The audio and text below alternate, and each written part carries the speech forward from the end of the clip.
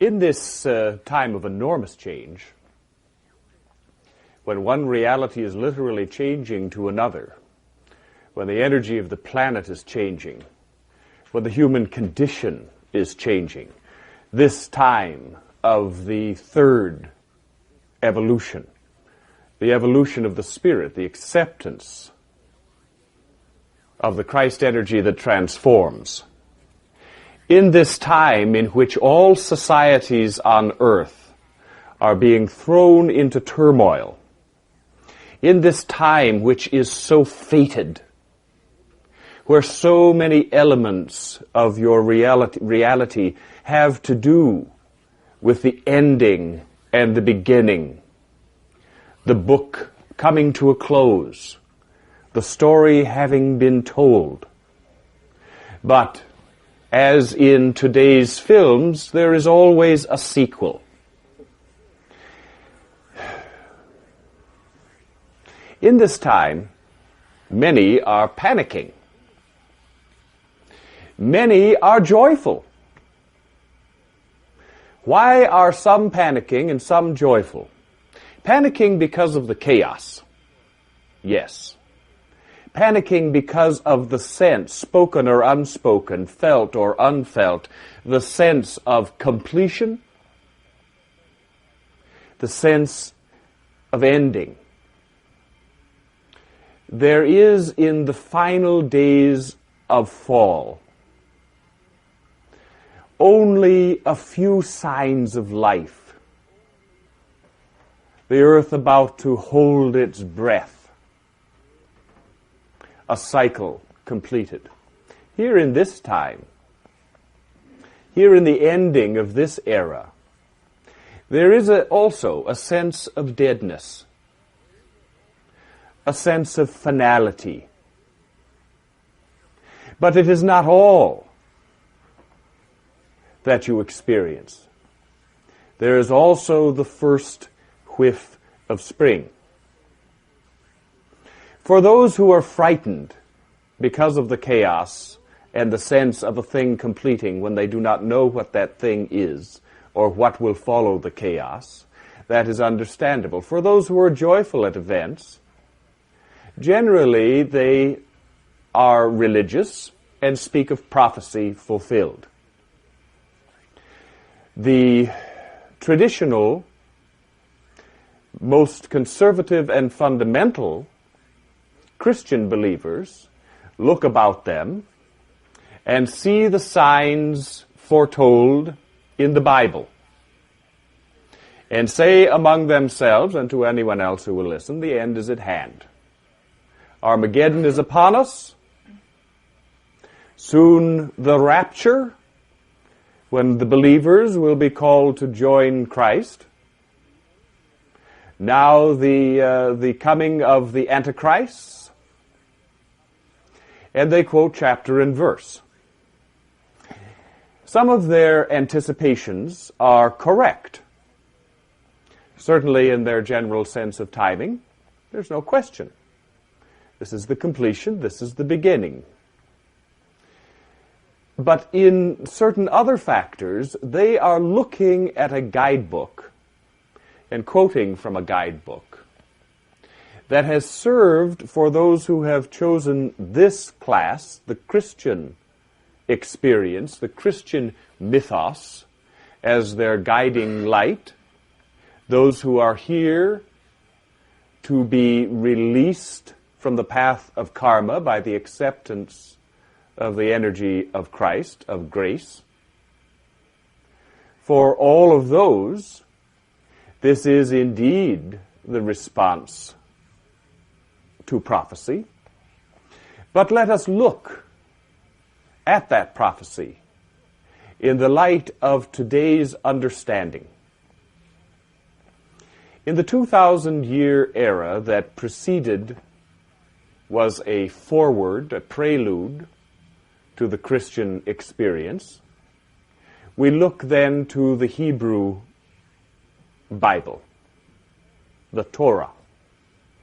We look at the Torah and its predictions, some of which culminated 2,000 years ago, others having to do with the final days yet to complete their culmination.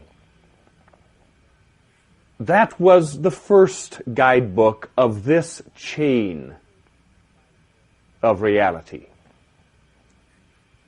The Christian Bible had many sources, primarily the source of the Hebrew Bible, but also the input of cultures and belief systems current to that time. It was written by inspiration. There is no question of that. It was written to be exactly as it appears. Am I by this saying that the Bible is inerrant, joining our fundamentalist friends? I am not, unsurprisingly enough. I am not saying that. What I am saying is that you are living, as I've said before, in a mystery, where you are given certain facts, certain indications, certain legends, certain predictions, so that you may understand the form and the nature of the journey that you are on. But you do not understand it wholly in the mind. Approached intellectually, the Bible can say many things to many humans, many of them contradictory, many of them vague and unformed. Seen, heard, felt, experienced with the Spirit, the whole story is there. Much of it in symbol. Much of it relating primarily to the understanding of those who began this Piscean Christian age up through its flowering. Now we come to the completion of that book, of that chapter. And as the completion approaches, as it has been for many, many years, as the completion approaches, the energy of the next book, the sequel, begins to be felt. The age of the Spirit, the age of the triunity, body, mind, spirit, become one, but all contained within the true reality, the wider reality, the spiritual reality. If the Bible is read and understood only with the mind, it tells a different story than when, having gone through the process opened to you through the Bible, you reach the point of acceptance. What you're doing is following Christ's journey. The child of God, the Spirit, become human,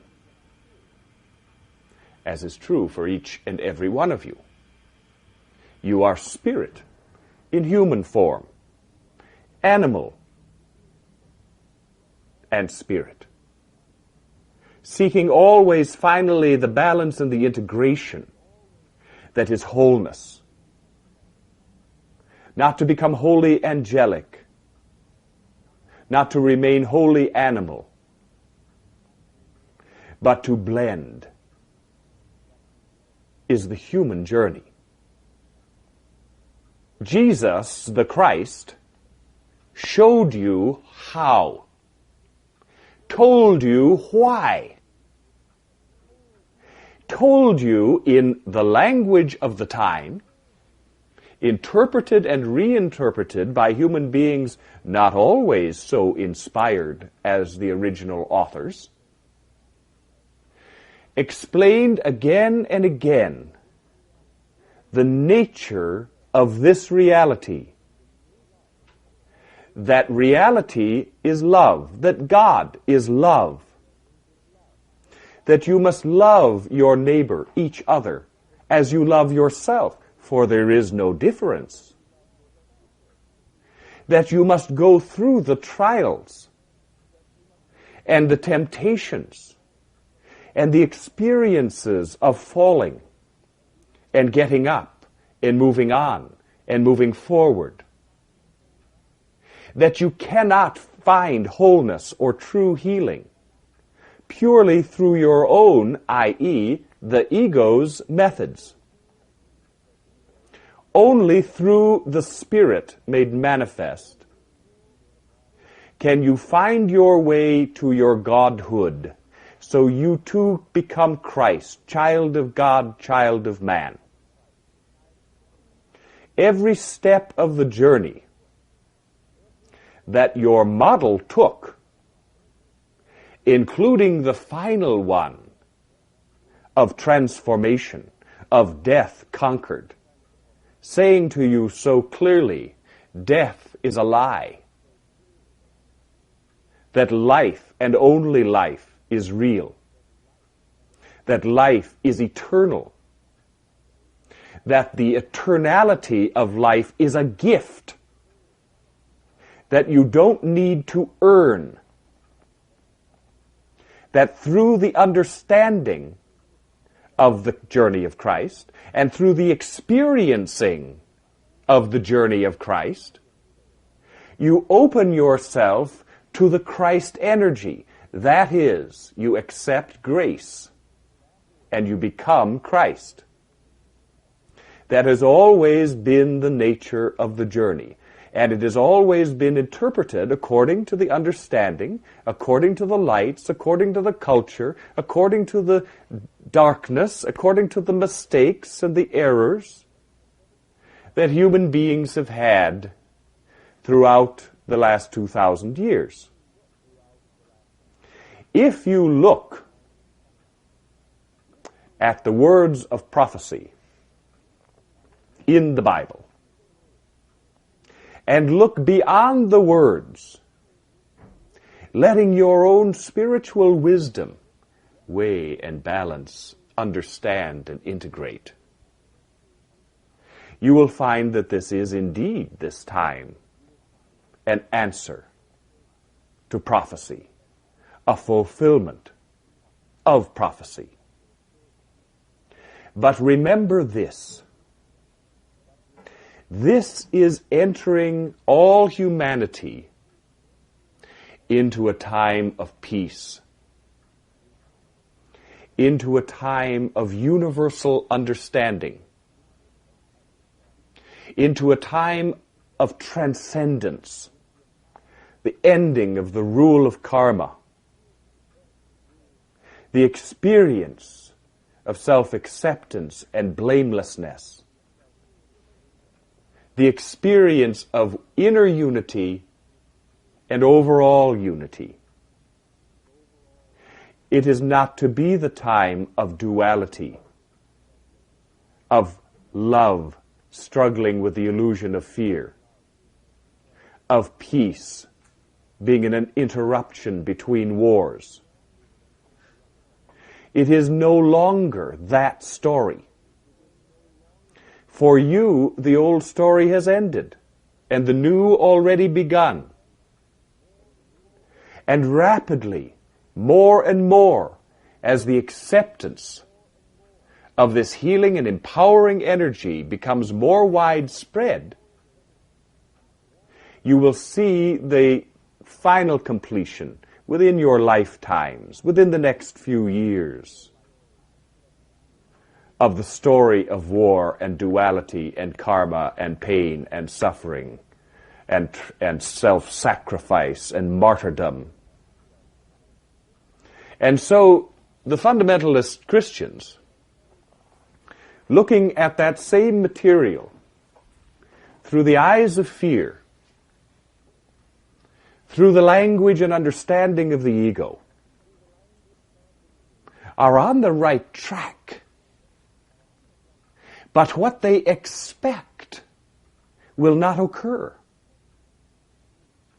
The Piscean age had to do with personal sacrifice and individual fulfillment. It had to do with separation.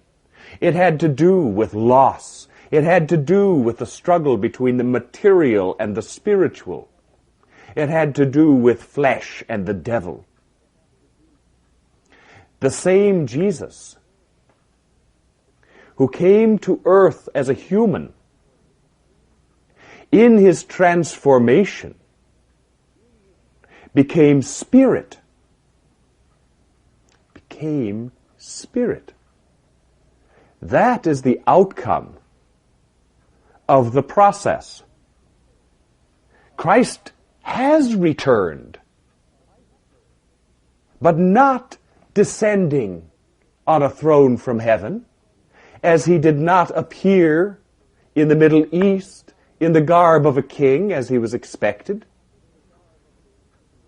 but the simple human being, heir to all of the imperfections, all of the fears, all of the temptations that human beings were born into. And so he was at first overlooked. This cannot be the Messiah. The Messiah will come like a lion in royal raiment. Once again, they search for the kingly Messiah, for the human being, the physical Christ. Many of them even believe that their own physicality will be resurrected. That's not the lesson. That's not the story. The story is the access of spirit, the end of struggle and pain. In you, spirit becomes manifest, and the flesh changes, is reinvigorated, is renewed, because the Spirit courses through you. It isn't a visitor through a channel. What did you say? What did you say? Not any longer the still small voice. It becomes thoroughly a part of you, changing every aspect, every atom in your being, vitalizing you, elevating your personal vibrations. The earth is changing, not dying. And the changes, your own changes. You have infinite capacity for adaptation, and you must, for you're constantly adapting, you're constantly changing, you're constantly growing. Evolution didn't stop somewhere back there in history. The evolution of the human being is ongoing. And as your energy changes, the energy of the planet changes. You are inseparable as human beings from the energy of the earth, for it is yours on that human level. But just as you are guided and motivated and filled with an eternal spirit that inhabits and shares the space of that flesh, so is the physical earth spirit, not soulless, not simply material. The universe is spiritual. There is no matter in the universe that does not have a spiritual reality. Some of it on a very basic level, but everything is alive and everything is evolving, including you. Your children and your children's children and their children will feel it even more acutely and be more consciously aware of the change of their beings on the physical level as well as on the spiritual level and on the intellectual level. Do not be afraid of your planet. Do not be self-blaming. We are destroying our planet. You are not destroying your planet. You are involved as a race in a subconscious process that is hand in hand with the needs of the planet and the needs of the human being. Many of the changes are apparently due to greed and to selfishness. And on a surface level, that's certainly true. But there is a drama taking place here that is far beneath and far greater than the surface level, the appearance. And that reality is carefully planned. And the evolutionary changes of energy that are taking place, partly, apparently, on a negative level. Now, we speak of the ozone layer, for example, the disappearance of the ozone layer. Well, you don't have to run around and hide yourself from the life-giving sun. You are evolving and changing. Does this mean that those who are not during this lifetime will be harmed by these changes? Yes, it does. Yes, it does. It is not that these changes are not happening. It is not that they do not have deleterious effects upon those who are not evolving in that same way, whose journey is not destined to be completed in this reality, in this lifetime. Without going into it in detail, I'll repeat what I've said before. There are many realities sharing the same space. If you stop to think about how different your life, your experience of life, how you look at things, how you believe things to be, how different that is from the Bushmen in Australia, you would think you were living on a different planet than they. Are they wrong and you right? No. It is a matter of interpretation and understanding. Your vision of how things work. Your cosmology. Well, as different as you are from that Bushman, so are you different from the people down the street or the people next door who are living in a different reality with a different understanding. Are they wrong? No. They are right for where they are in the process of evolving. And when they quit this life, not yet having achieved that wholeness of graduation into triunity, they haven't missed the boat. Their reality will continue until they too graduate.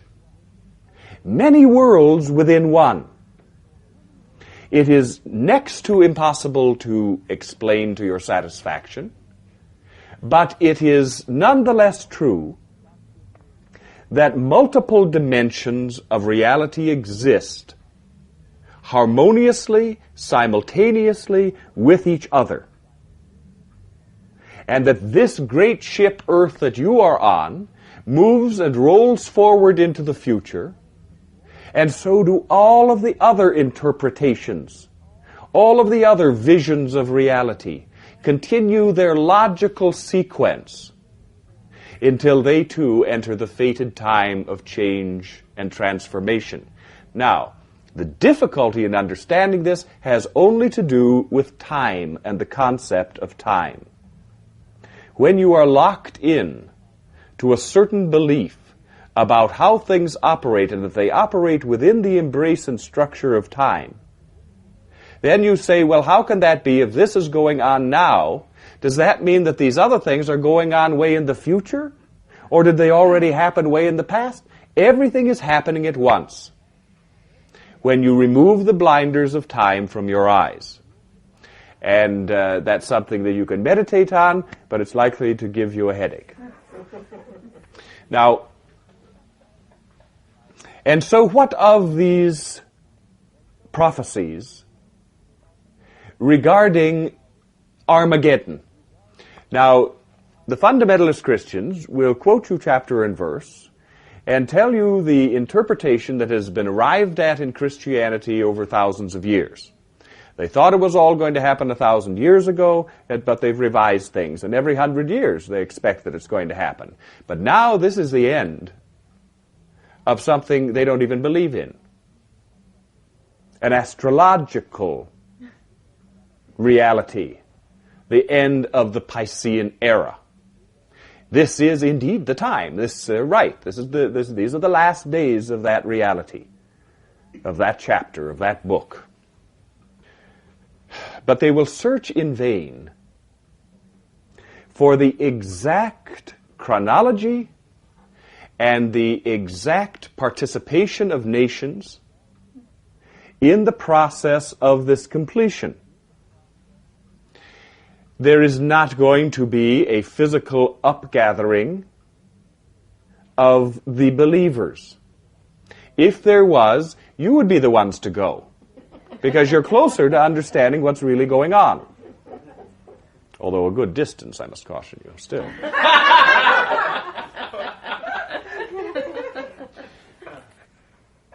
It is important for them, and I do not sneer at them and suggest that no one does. No one sneers at anyone else's reality. Each are valid in their time, and the understandings reached are vital for the accumulation of understandings that finally comes to illumination when that leap of faith is taken.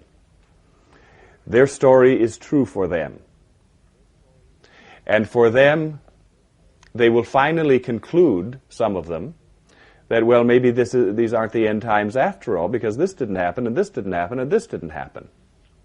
And gradually that generation will die out on this planet, in this realm of reality.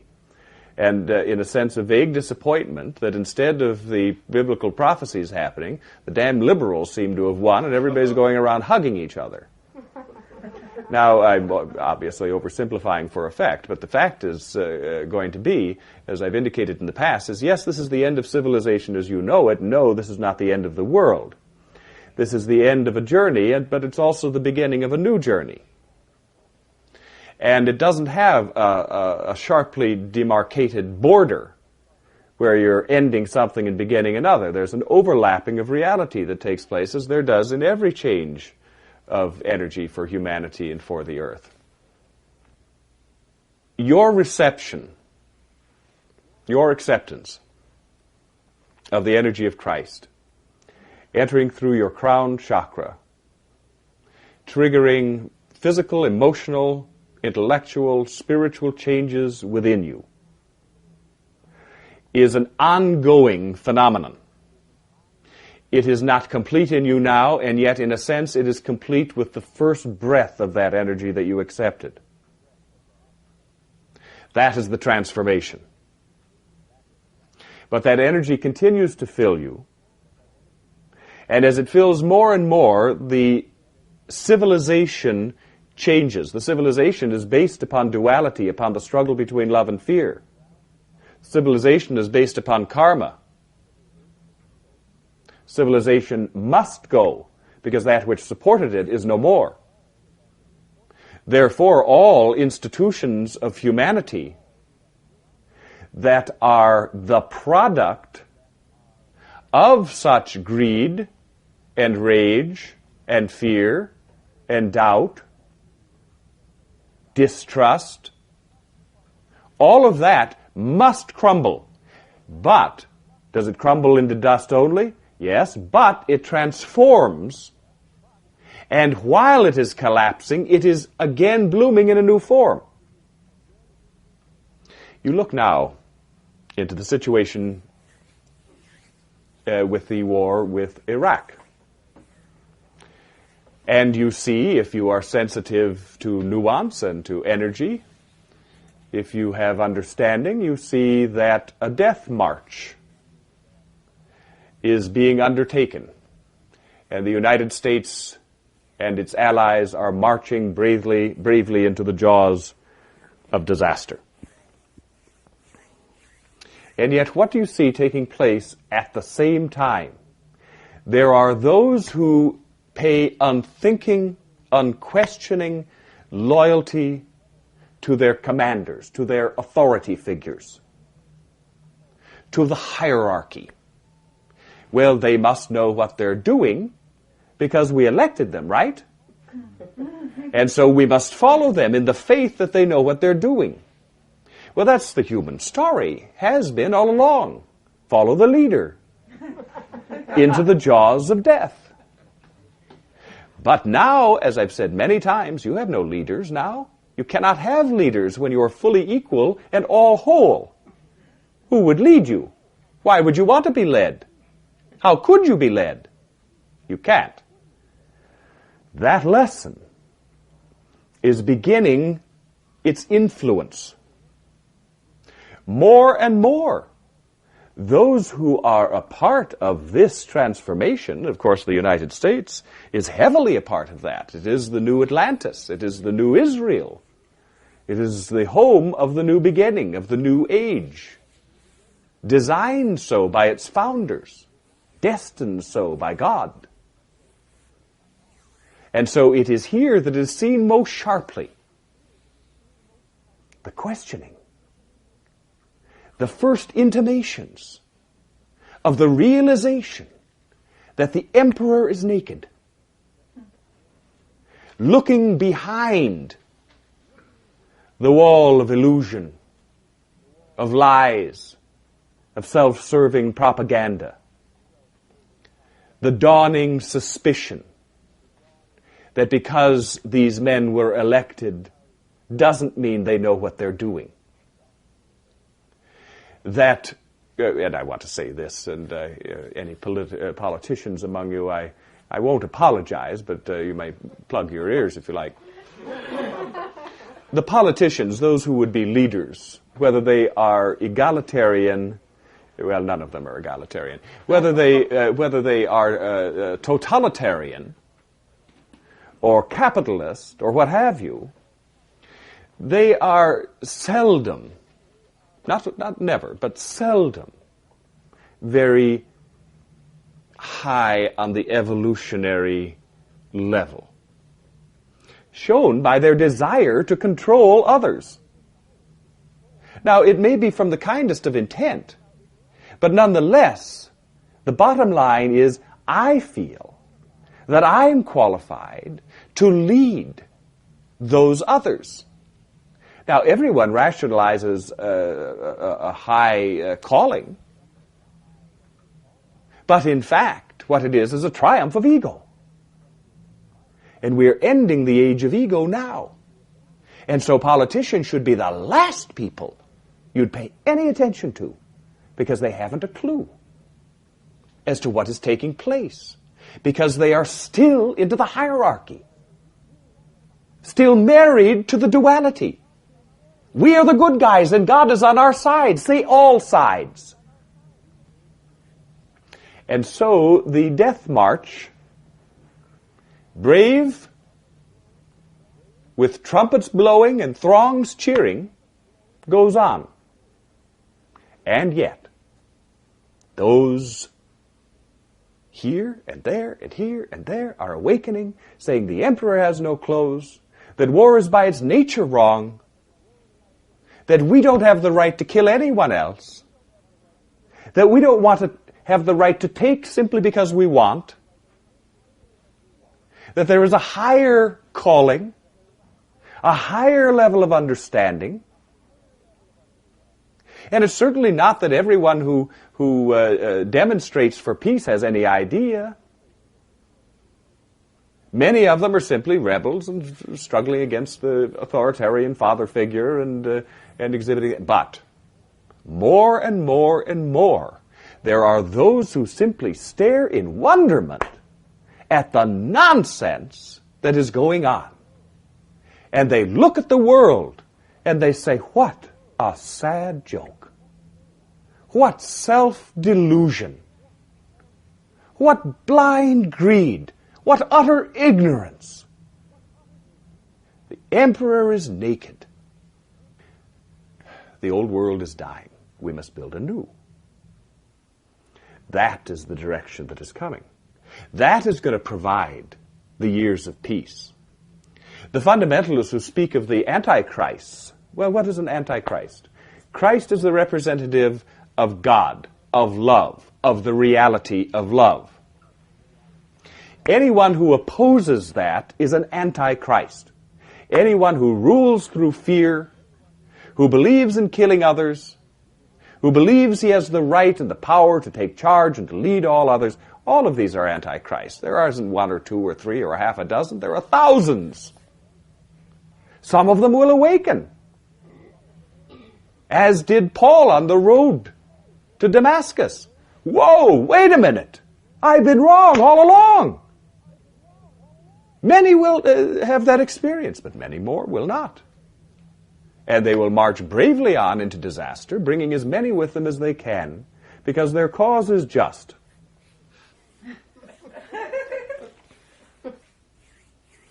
Saddam Hussein is only then technically an Antichrist.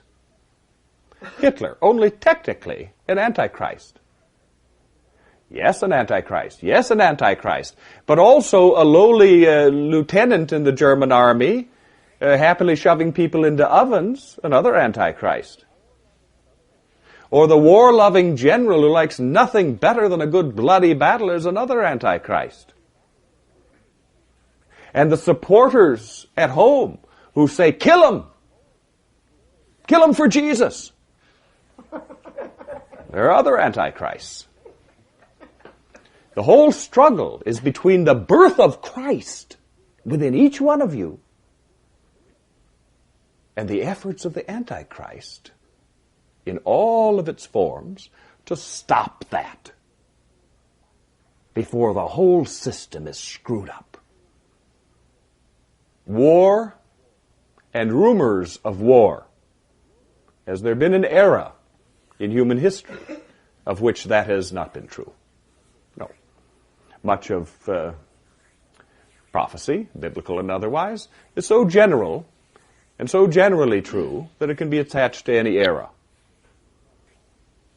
That there will be antisocial activities. This rise of homosexuality and of drugs. It's evil, evil, evil. What is evil is those who would stone another human being for being in another part of the cosmic wheel. What is evil is creating economic, social, and cultural conditions that keep one class or one race forever down, so that in their desperation, any escape is sought from a life without hope. The proper identification of evil will end it. And remember that evil is the product of fear. And fear is the shadow, not the real, the illusion. And humanity has subscribed to that illusion for these many, many, many, many years. And now you are awakening to see, each in your own lives, that fear was not real, that which you feared did not happen as you feared, and that when something that you feared did happen, its impact upon your life and your understanding was far different than you expected. You were discovering that attitude is everything. And what is attitude? It's understanding of what is real and what isn't. And you have a good attitude when you understand that fear is a lie. Whether it's fear about your own inadequacy, fear of nuclear attack, fear of not awakening in the morning, fear that you won't get the job, fear that you can't pay the rent, that when your attitude changes and recognizes that fear is a lie, options open to you, opportunity opens to you. The world, the universe welcomes you and says, hello, brother, you've seen the light. God will provide. The reality is that you and God are one. The reality is that there is everything that you need ready for you when you need it. The reality is that there is nothing to fear. Those who are married to the idea of fear, to the emblem of the devil, will suffer from that fear, have invested heavily in that fear, feel that only Jesus can save them from the evil that they believe in, that they sense in themselves, that they give all sorts of energy to. God is love. You are a part of God. The shadow is an illusion. As more and more of humanity sheds that illusion, more and more will look at each other and say, what in the world are we fighting for? You don't have enough? Well, I've got more than enough. I'll share with you. Does that sound impossibly idealistic? Perhaps today, but not tomorrow. And it's not because you have reasoned together, not that you've worked everything out on paper, not that your arguments have persuaded another. It is the energy of your reality, the nature of your reality that is changing. And if you can't fit into that changed reality, you will die thinking yourself lost. I've said to you before, no one is going to be able to fool you again, because the impact of spiritual understanding changes everything. Now that you are one with Christ, you are not who you were. You won't be cheated, you won't be fooled. You will see things as they truly are, not as you would like them to be, and not as you fear them to be. That is going to give you a tremendous advantage in this changing world, because of so many caught in confusion and in illusion. But as one by one you wake up, one by one you connect to each other, one by one human beings become humanity, and finally the balance shifts, and it is those oddballs who want to go out in the playground and fight, who want to take your lunch money,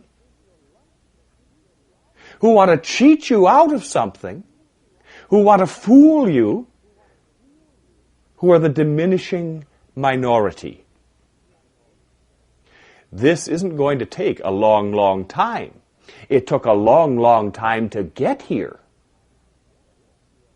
And yes, you are the crest of the wave, but the rest of the wave isn't far behind you. The more people who receive enlightenment, the faster the more people will continue to receive enlightenment. Enlightenment builds upon itself, where you cannot be fooled anymore. You can't believe in the shadow when you can see right through it. You're scared of what? Really? You're not scared of anything, because there's nothing to be scared of. Are you, as an adult, frightened of children in Halloween masks? I think not. When you were a child, yes. You are not children now. You will not be frightened by illusion. But those who are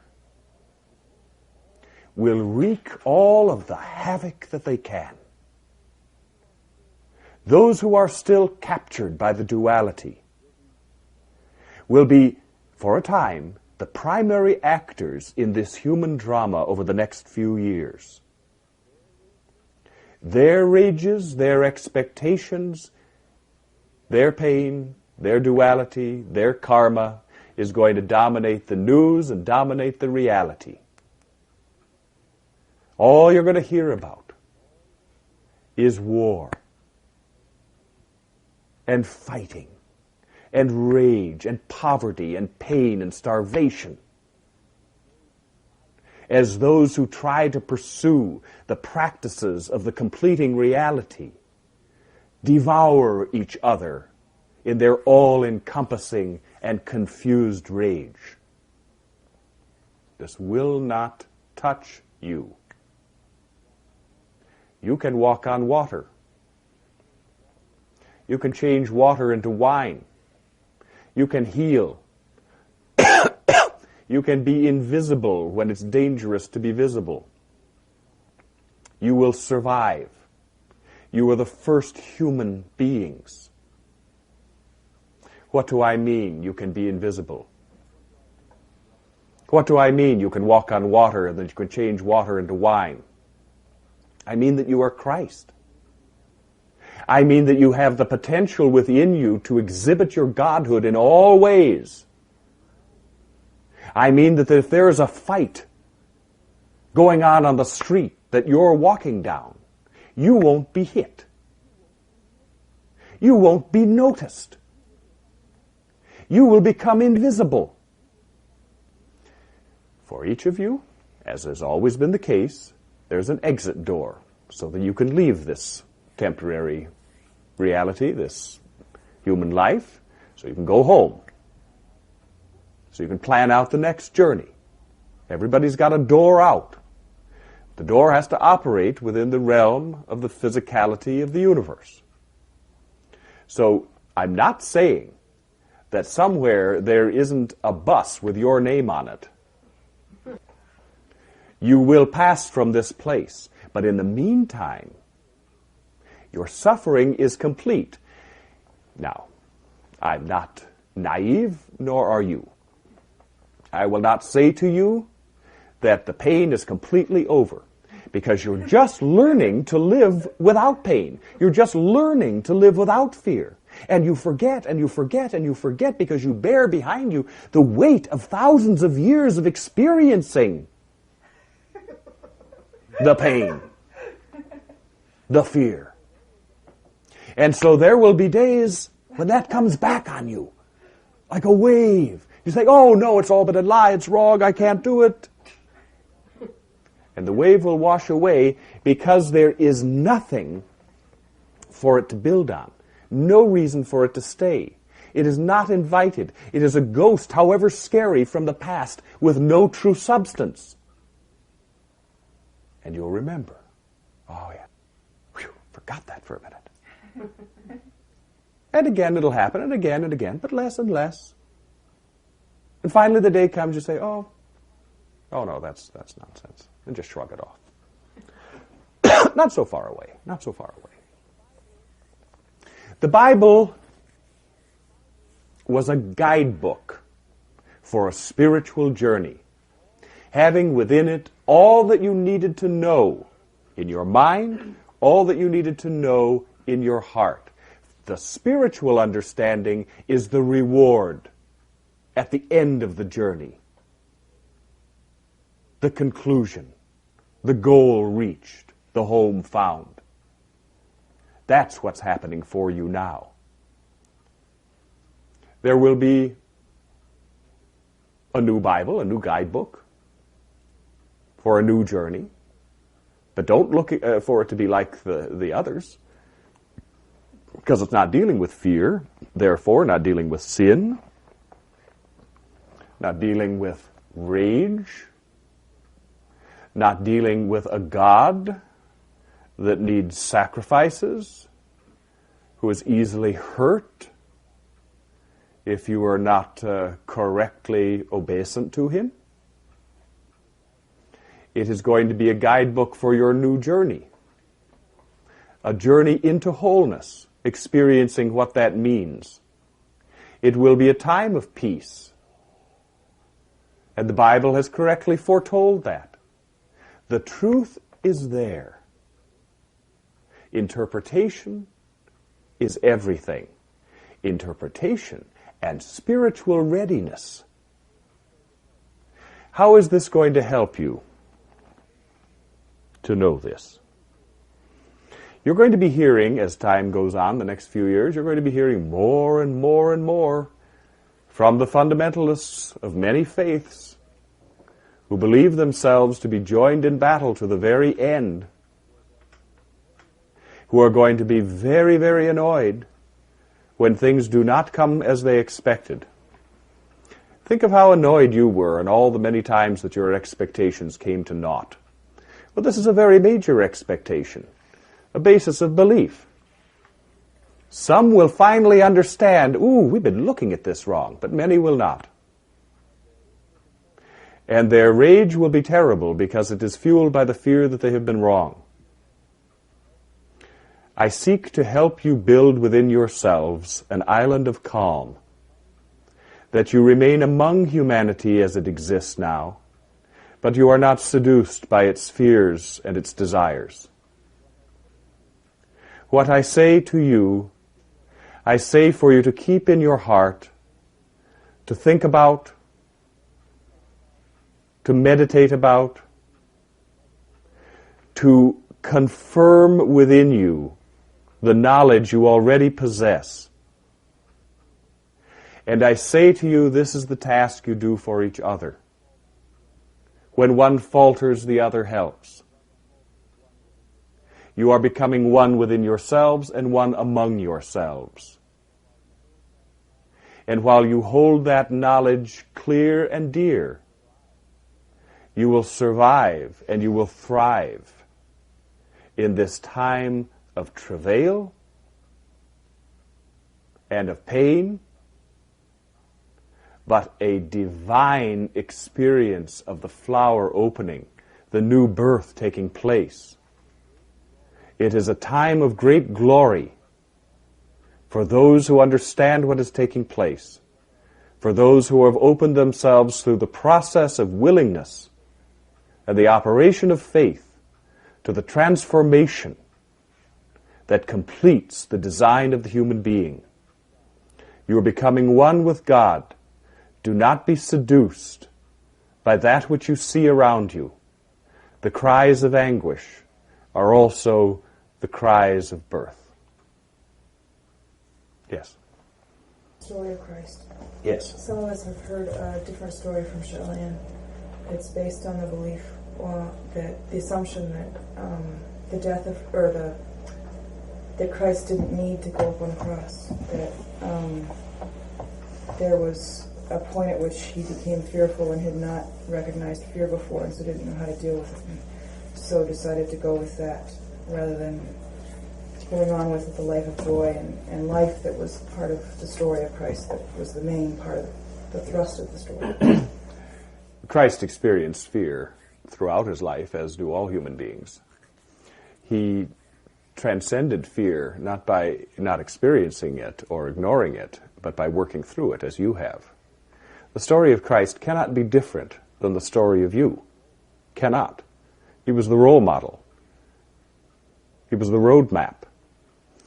It is absolutely vital for the understanding of the whole spiritual process that you have been involved in for all of these years and all of these lives, that Jesus the Christ died upon the cross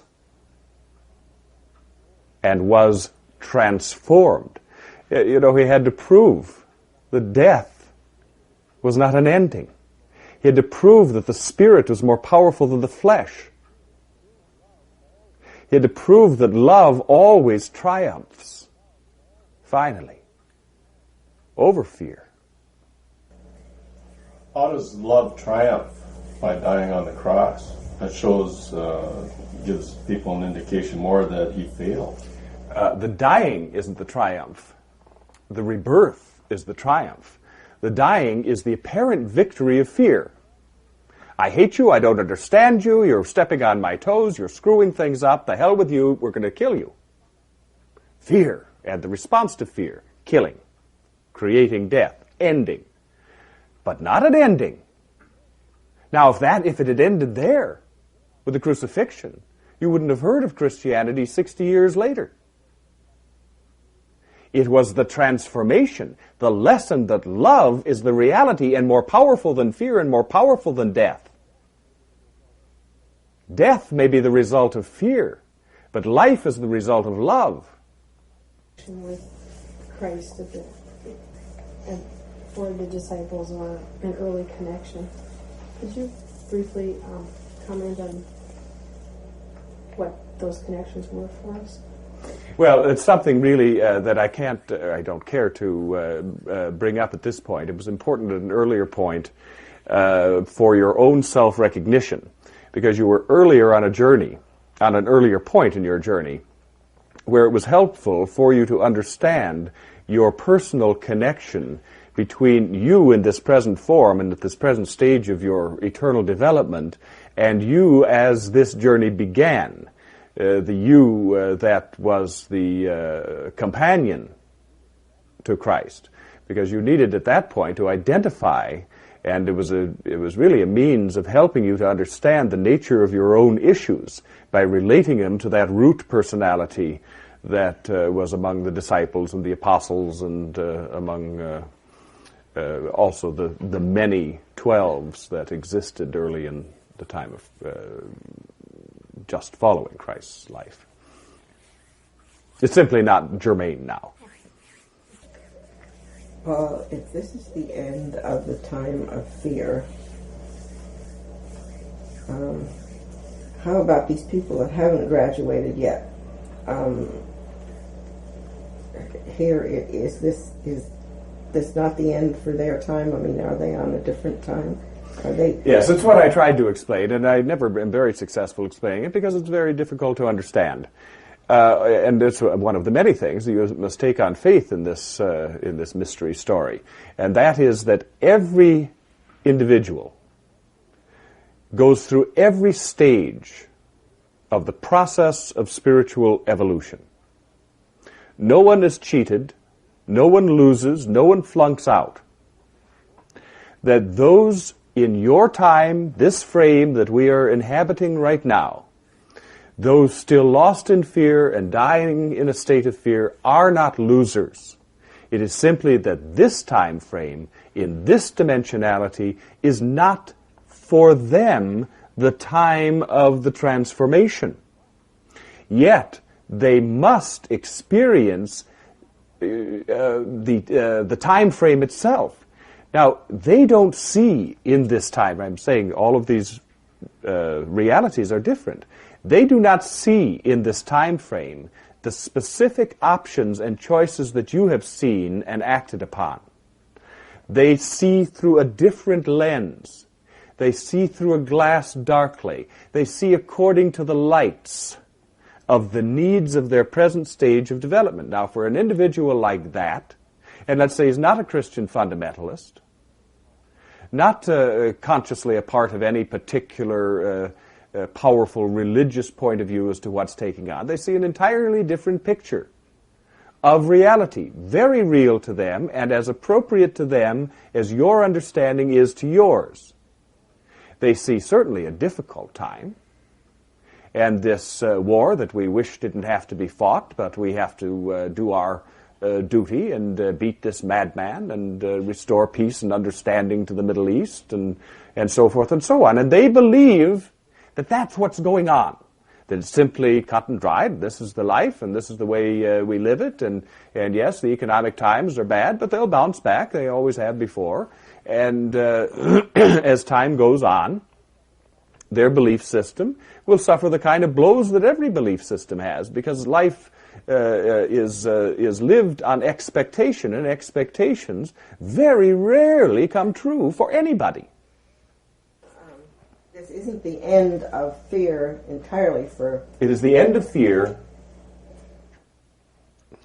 Sometimes I'm awfully sorry I ever felt the necessity of bringing up that. This is the end of fear. To all intents and purposes, forget everything I said about there being other realities and other dimensionalities. It's true, but forget about it. That say to yourself, this is the reality, because it is for you. But forget the for you. This is the reality. This is the end of fear, and you'll be right. That is all ye need to know. Yes? I've got another question. Actually, not given that.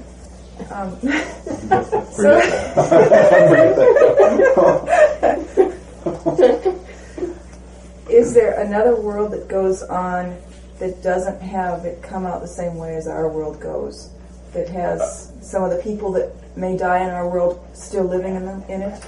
Yes, but it's an academic exercise because it's not important to you and to your path. It's intellectually interesting, and it's true, but not germane.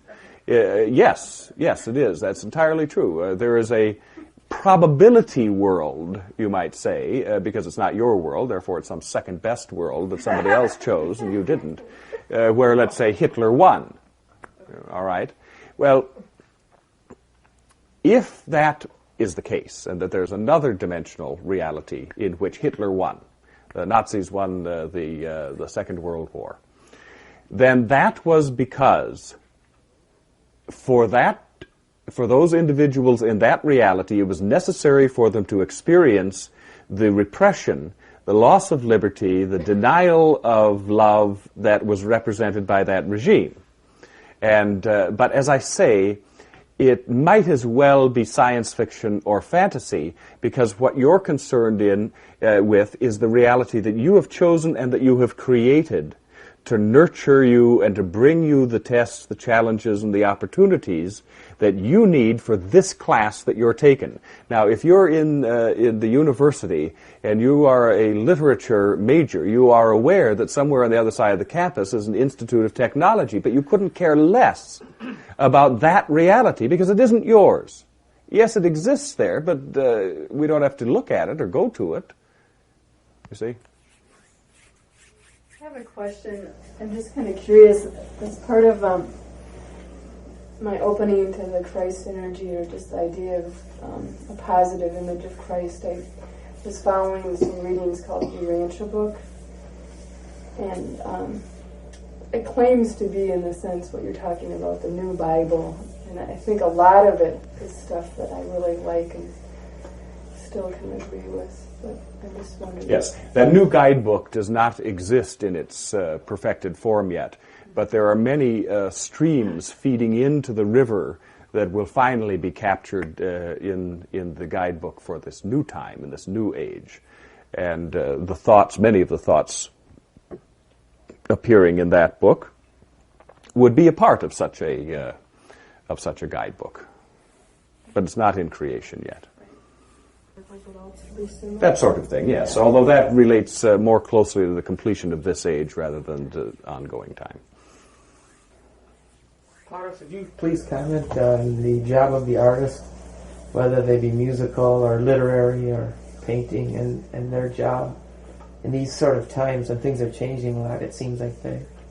Well, it's in a way it's very difficult to generalize about the job of the artist, because we're dealing with individuals with separate individual needs, but also who are sharing a cultural time and have a responsibility to reflect that time and those experiences through the lens of their talent and ability. Now, for some, that might mean, for example, writing a satire about the end of civilization or some aspect of it. For another, that might mean a vision relating to the dawn of a new and glorious reality, and would create a work, musical or fiction or artistic of one nature or another, based upon that. So you're looking through your individual lens, but you're looking at a universal process. And it would be the responsibility of the individual artist to interpret and reflect what he sees or what she sees of that process in a way appropriate to them. It may be most appropriate as a personal response, perhaps as an overview, perhaps many different points of view can be exhibited that way. I would say that for those artists who are a conscious part of this evening and dawn, that to be most helpful, again using the personal lens and personal talent, is to open oneself to that which is being born rather than chronicling that which is dying, so that their effort is on the side of creating the attitudinal change and the positive energy flow that will help create the future that we have been describing. Leave it for those who are seduced by fear to chronicle the disaster. Yes. I have a question about politics and whether or not you see that evolving and changing and eventually having some room for... Yes, well, politics is about people having power over other people. So the politics in its present form will not be practiced as the New Age comes into wholeness. Rather, there would be representatives that would be true representatives of an equal whole who may tend to such things as the maintenance of water supplies and of whatever is decided that minimally has to be done. You know, you need a lot of government when you have people at war with each other on every different level, fighting each other for space, for land, fighting about where my property line ends and yours begins. There will be no need for politicians and no need for lawyers. And what a wonderful millennium that will be. And as I say, you know, I'm describing something in its fruition. Now are the beginnings, but in its fruition, that which is political now will not be in that form. It will be how we handle the cooperation that exists among humans to reach common goals. And so it's not going to be the same sort of thing. You don't need an inspirational leader to guide you out of the wilderness when the wilderness is gone. Plautus, you mentioned some of the harmful things that are occurring to the earth that will affect some people but not others. Is this pertain to like the stronger sun rays coming through the ozone that's missing and nuclear waste? Yes. Forget sun and say energy, because it is the earth. All right. As you have changed, you have new requirements. As you continue to change, those requirements will change. As the earth is changing, it has new requirements. The earth and humanity cannot be separated. What the earth needs and what human beings need is the same thing. Both need cleansing. But both also need the adaptation and the influx of new energy. A different kind, a different quality. I am not saying that there are no abuses taking place on the earth. This process of change often uses abuses to create the circumstances for new beginnings. If you look again in your own lives and in your own process, you can extrapolate to the process of the earth as it relates to humanity. You've all had to go through times that were difficult. You've all had to go through experiences of abuse, whether from others or from the self, but generally your acceptance of abuse by others. So is the earth going through this. This is a cleansing, and it is a transformation for earth as it is for you. What I am saying to you is that you need not be fearful of the process of change, that what is assumed by many to be true because they do not understand that humanity and the earth are changing and evolving, you need not accept. And so for those whose vision of humanity is frozen, they will say, these rays are harmful, and they will burn you, and they will do this and that, and the earth will be heated, and it's going to cause this problem and that problem. From this point of view, at this moment in history, all of that could be accepted as being true if the future was like today. Not so. I'm saying, as you've had to have faith many times, have faith also that the earth is not dying. It is being transformed. And so as for you, a kind of death had to occur before you could accept true life, the death of fear, the death of the old self. So it is for earth. Earth, a sentient being, literally your physical mother, also going through an accompanying change with you. And so it can look destructive at a certain stage.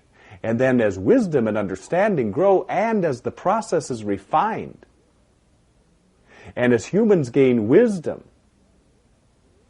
then there is a marriage of earth and humanity, both in different form than they have been, but both perfectly healthy and ready to go on in a renewed life and a new cycle. In the past, about some sort of Christ, Benjamin Creme talks about there being a Christ that has been seen by millions Yes. of people. And Yes, the man is seriously deluded. I do not condemn him.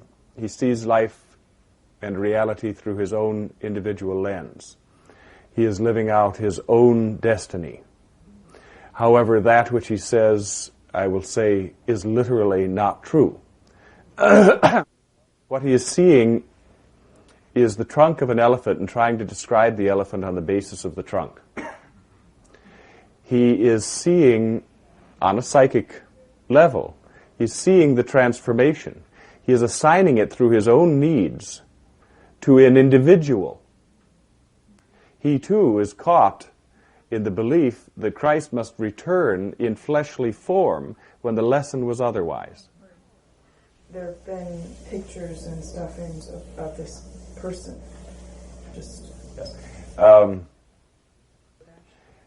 Well, it's so easy for me to say, well, that's balderdash, and that's half balderdash, and that's 3/4 balderdash, and that's just a little bit of balderdash. But what you are becoming are individuals capable of defining balderdash for yourself.